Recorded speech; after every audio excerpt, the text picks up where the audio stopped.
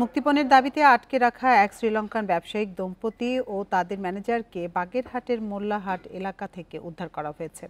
Bundle থাকলে প্রতি সেনমানিতে টাকা বাঁচবে। বিকাশ সেনমানি বান্ডেল কিনে জিতুন প্রতি লেনদেনে।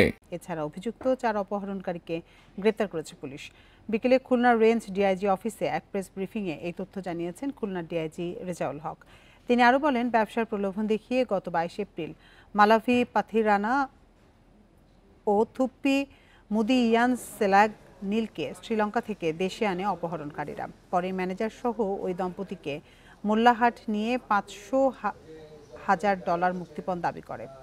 শ্রীলঙ্কান দম্পতির কাছে এত টাকা না থাকায় তারা $2.5 কোটি টাকা মুক্তিপণ দিতে রাজি হয়। অপহরণকারীরা মুক্তিপণ পরিশোধের জন্য 4টি ব্যাংক অ্যাকাউন্টের নাম্বার দেয়। পরে ওই দম্পতির সন্তানরা বিষয়টি শ্রীলঙ্কার রাষ্ট্রদূতকে জানালে বিষয়টি পুলিশ নজরদারিতে আনে। পরে অভিযান চালিয়ে তাদের উদ্ধার করা হয়।